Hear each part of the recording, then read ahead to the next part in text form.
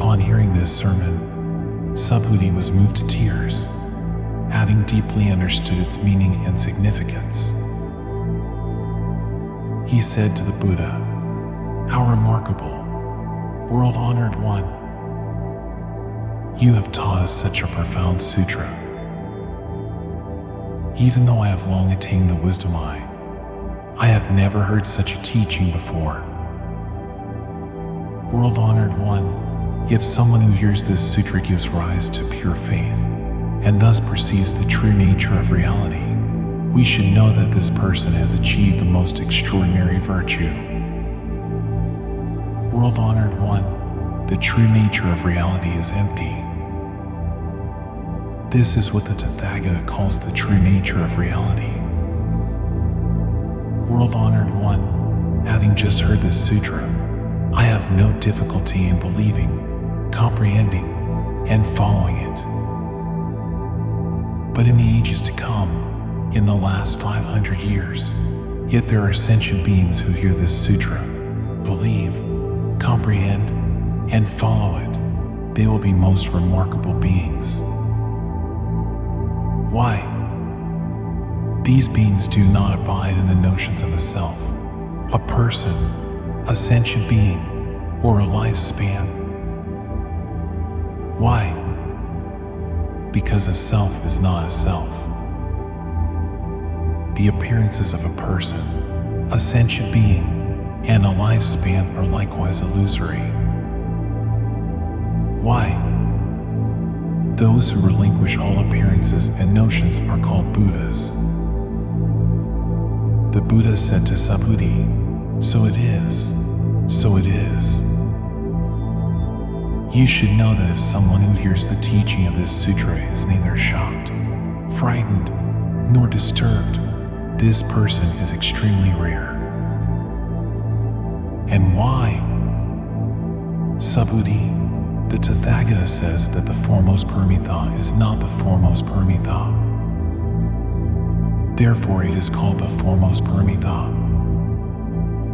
Subhuti, the Tathagata teaches that tolerance Paramitha is not tolerance Paramitha. Therefore it is called tolerance Paramitha. Why? Subhuti, in a former lifetime my body was mutilated by King Kalinga. At that time, I had no notions of a self, a person, a sentient being, or a lifespan. Why not? If I had held to the notions of a self, a person, a sentient being, or a lifespan, when my body was dismembered limb after limb, I would have given rise to feelings of resentment and hatred. Subhuti, I also recall that for 500 lifetimes I was a rishi of tolerance. At that time, I was also free from the notions of a self, a person, a sentient being, or a lifespan. Therefore, Subhuti, bodhisattvas should relinquish all appearances and notions in their resolve to attain unsurpassed complete enlightenment. They should not give rise to any thought attached to form, sound, smell, taste, touch, or dharma. They should give rise to a mind without any attachments. Any attachment of the mind is errant. Therefore, the Buddha says that a bodhisattva should practice charity with a mind unattached to form. Subhuti, to benefit all sentient beings, a bodhisattva should practice charity in this way. The Tathagata teaches that all appearances and notions are not appearances and notions, and that all sentient beings are not sentient beings. Subhuti, what the Tathagata speaks is true, real, and as it is. His words are neither deceptive nor contradictory. Subhuti, the truth that the Tathagata has attained is neither real nor unreal.